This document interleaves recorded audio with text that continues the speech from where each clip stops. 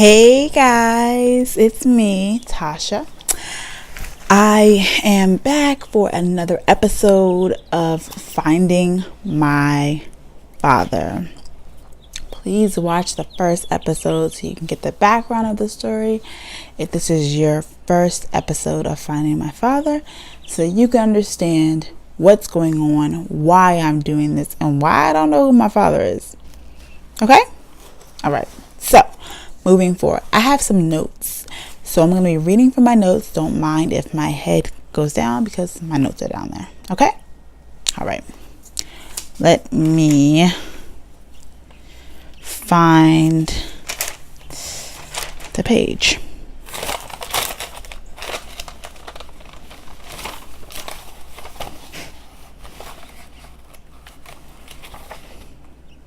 Okay. So, like a week ago, I called my mom to talk to her about finding my father, to let her know that I am on a mission, on a search, on a journey to finding my father. And I asked her a couple of questions to try to get some more clarity as to who my father is, to try to get some understanding, a starting point, because as mentioned in the previous video, I have little to no information to go off of. So the conversation first was difficult for me. It was frustrating, and it was just very repetitive.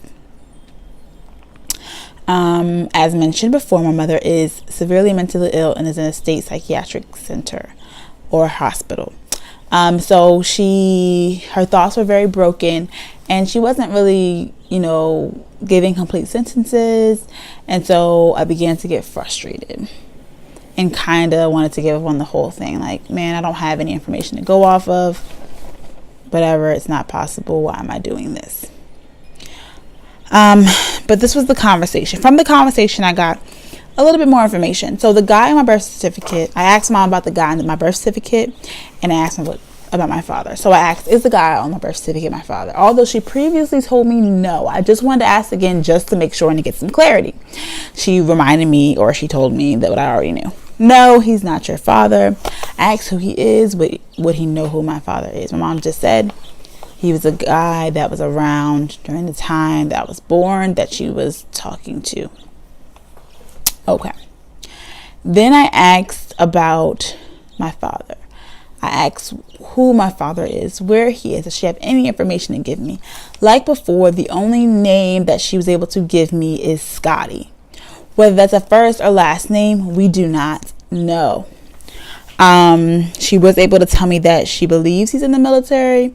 Now, this information was confusing because she kept jumping back from the Christopher guy that was on my birth certificate to the Scotty name that she told me my father was. And she was saying that she believes he was in the military, that she saw him or met him at Walter Reed Hospital in Washington, D.C. This would be around the early 90s. And that he was stationed in Fort Myer or Fort Meade. I know that one of them is in Florida. I believe Fort Myers is in Florida. And maybe Fort Meade is somewhere in the DMV, maybe closer to DC actually. So that did give me a little bit of hope. But it was still frustrating that I couldn't get, a whole thought from her. She couldn't really put her thoughts together or complete a sentence. I mean, this information really took 15 minutes to get. And as you see, it's only a couple of minutes long. So maybe my father's in the military. So maybe I can see if there's a military search base that I can get into that can kind of put some things into and maybe narrow down the search. I do have a lot of family that are in the military, active duty and veterans. So maybe they can help me. Or maybe you can help me. Again, I really need everyone's help to be able to find my father. So that's all the new information I have been able to find since the last time we talked. I know, not much, but that's what I got. And then from just me putting my video out there and letting it be known that I am finding my father, I was able to kind of get some help from a friend. So my friend called me and told me and spoke to me about how she found her father. Very different situations. I do not expect to get what she got, but it gave me a glimpse of hope. It gave me some energy to keep going, because it just seems like I'm at a dead end and I should just quit while I'm behind because I have little to no information. But if you know me, and while you're getting to know me, I am no quitter.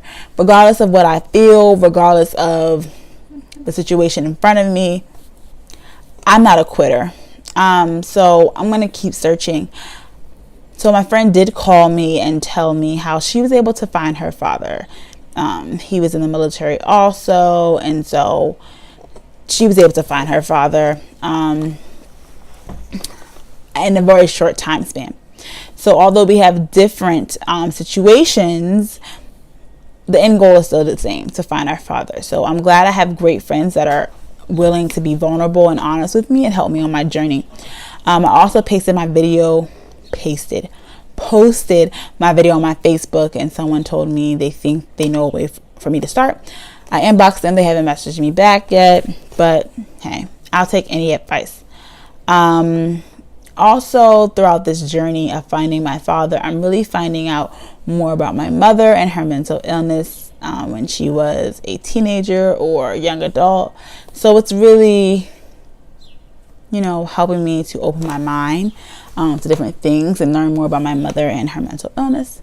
And lastly, in order to learn more about the guy who's on my birth certificate, I did go to case search and try to type in his name, but because his name is so common, it didn't come up with anything. It didn't really give me anything to go off of. I literally typed in his name and it gave me nothing. I typed in my mom's name and it gave me something. So I know that it was working. I just think that his name is so common, I didn't have a middle name, that it wasn't able to give me much. So that's that on episode 2 of Finding My Father. If you have any pointers for me, please let me know. I have not gotten or chosen which DNA kit I'm going to do, but I'm still on that. So that's it. Tune in for episode 3 of Finding My Father.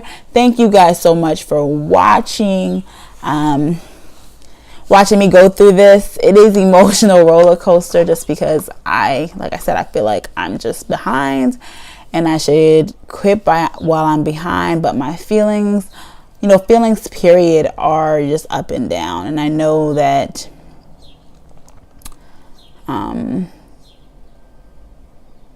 I can do this. I can go on this journey no matter how long it takes. So that's that. Peace out. Talk to you guys later.